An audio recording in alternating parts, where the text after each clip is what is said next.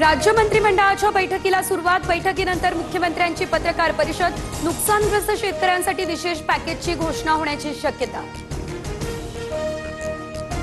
आज किंवा उद्या राज्यातील सर्व नुकसानीचे आकडे येतील। तिन्ही नेते एकत्र बसून शेतकऱ्यांसाठीच्या मदतीची घोषणा करतील। बावनकुळेंची ही प्रतिक्रिया। कफ सिरपमुळे मध्य प्रदेशमधील 18 महिन्यांच्या बाळाचा नागपूरमध्ये झाला मृत्यू।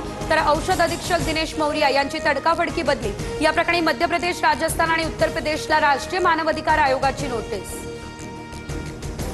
देवानं जे करायला सांगितलं तेच केलं, मला थोडंही दुःख नाही, सरन्यायाधीश गवईंवरती हल्ला करणाऱ्या राकेश किशोरचं वक्तव्य। गवईंवर हल्ला करणाऱ्या वकिलाला जोड्यानं मारलं पाहिजे, हा सर्वोच्च न्यायमूर्तींचाच नव्हे तर घटनेचा अपमान। संजय शिरसाट संतापले।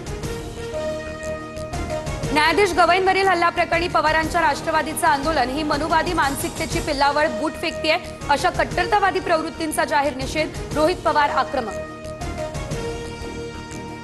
शिवसेना चिन्हाबाबत उद्या सुप्रीम कोर्टात अंतिम सुनावणी। सत्तेच्या हवेत असलेल्या शिंदेंचं विमान न्यायालय जमिनीवर पाडणार का, लवकरच कळेल, असीम सरोदे यांचं हे विधान। राम आमच्याकडे असल्यानं धनुष्यबाण देखील आमच्याकडेच राहील, मशालमध्ये रॉकेल नसल्यानं ते खाली गेलं, गुलाबराव पाटील यांची टीका। मुंबईमध्ये कस्तुरबा रुग्णालयामध्ये निवृत्ती सोहळ्यात कर्मचाऱ्यांकडून प्रबोधनकार ठाकरेंचं पुस्तक भेट। महिला कर्मचाऱ्यांनी पुस्तक फेकून देत कर्मचाऱ्याला माफी मागण्यास पाडलं भाग। प्रबोधनकार ठाकरे यांचं पुस्तक फेकल्यानंतर ठाकरेंची शिवसेना आणि मनसे आक्रमक। ठाकरेंची शिवसेना आणि मनसे कस्तुरबा रुग्णालयाबाहेर आंदोलन करणार, रुग्णालयाबाहेर सुरक्षा वाढवली।